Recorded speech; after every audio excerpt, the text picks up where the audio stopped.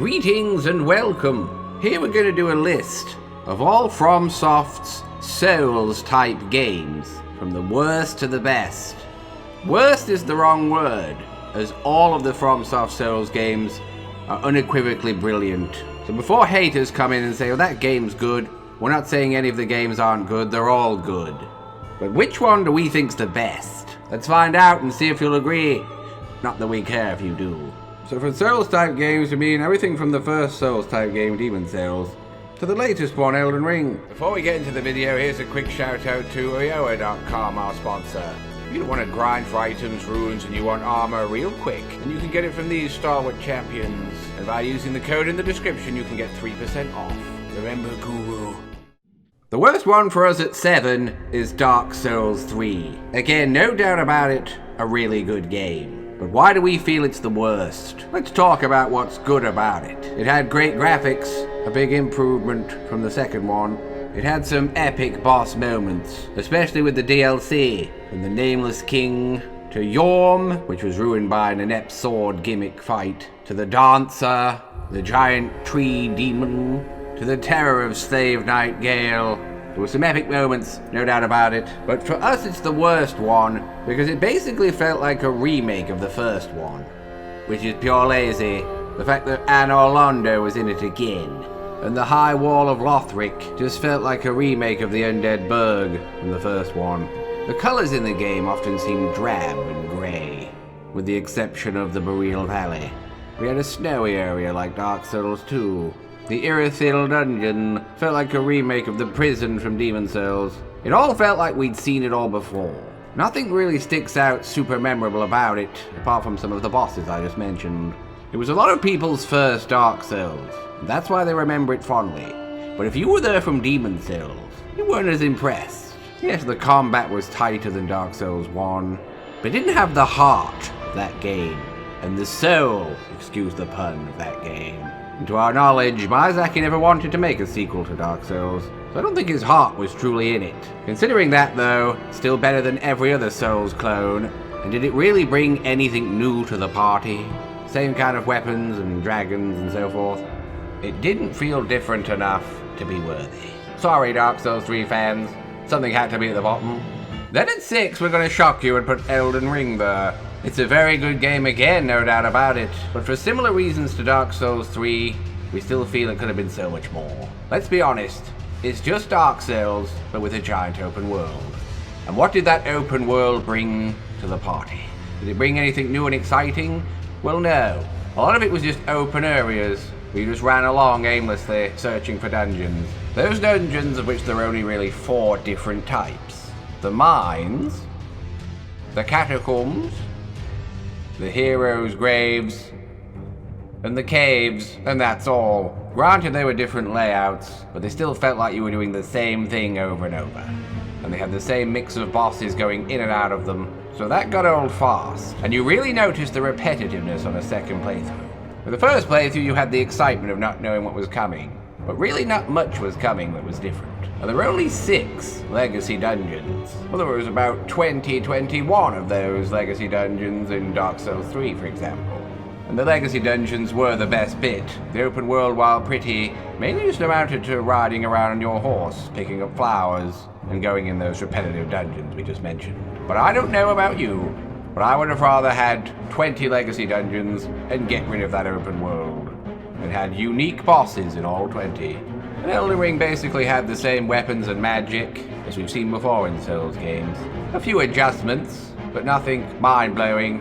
Same kind of armor sets and weapons and movesets and dragons and so forth, just with that massive tacked-on open world. Some people think that dumbed down the lore, but it took us a few playthroughs to get really bored of the other Souls games.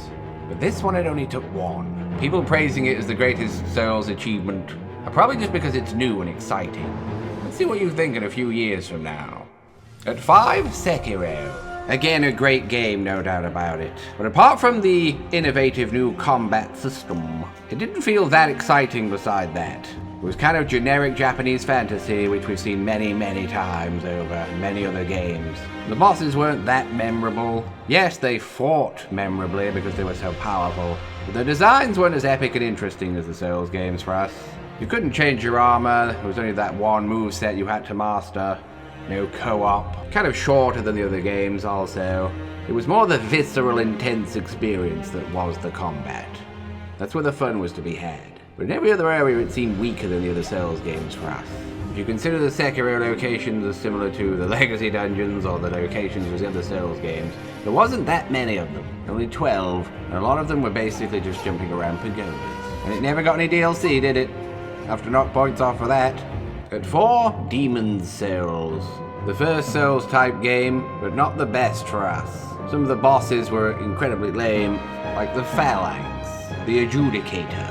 Even the Flame Lurker was just some flaming thing jumping around. This was very interesting.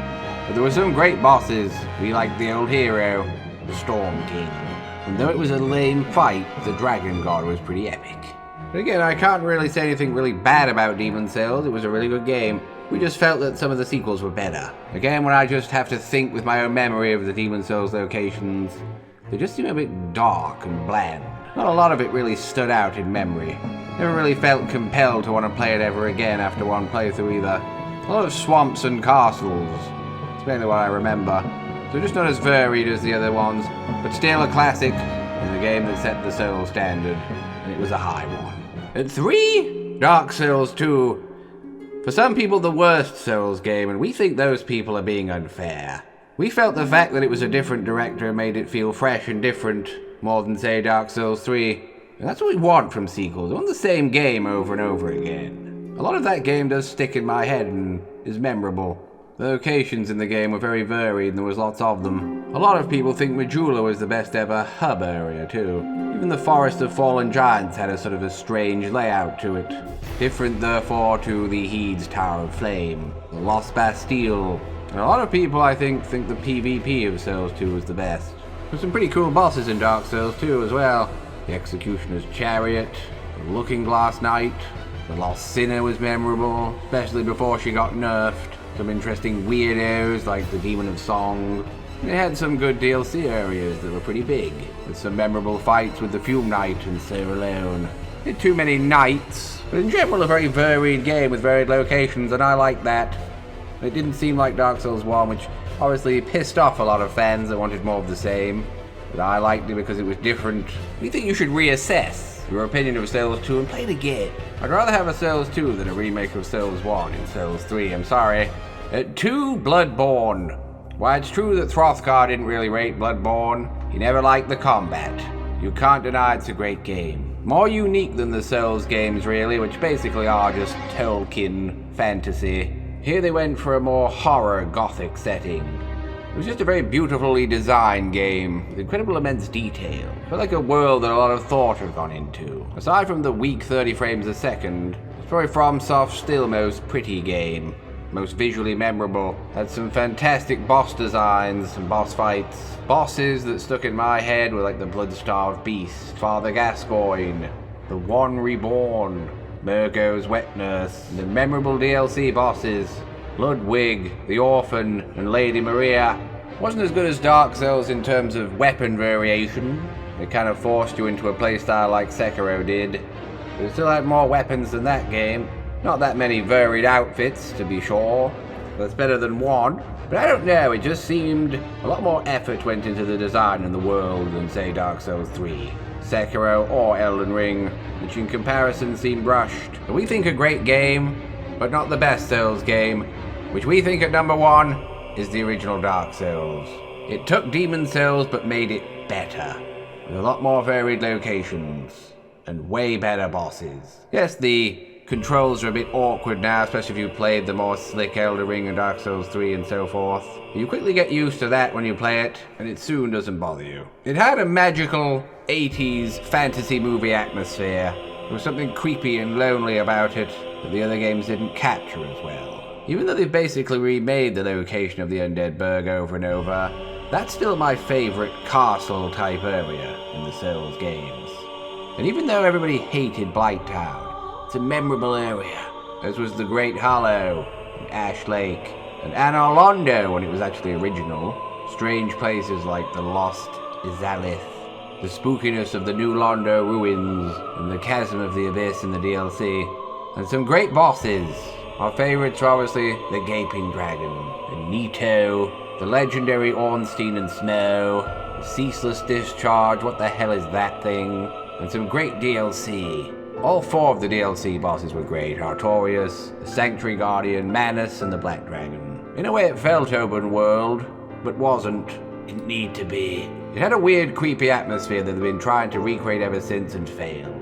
It also had 2 of the best music tracks that have been in any of the games. The music of Ash Lake, and the last boss music, Flickering Embers. For us, it's mainly the design and the atmosphere that makes it the best, and we put it over Bloodborne because it's got more weapons and movesets and so forth, and more varied locations. A lot of Bloodborne looks kind of the same, beautiful as it was. So for us, that's it. That's our list. Nobody's likely to agree with all of it, but write down your list in the comments and see if others agree with you. But it's the most asked question on Tyrannicon streams, what your favorite Souls games are, now you know. So let's not have that question ever again, eh? Farewell. You've got the Sword of Ice. I've got the Sword of Flame War. Die! They didn't count on the earth and the water!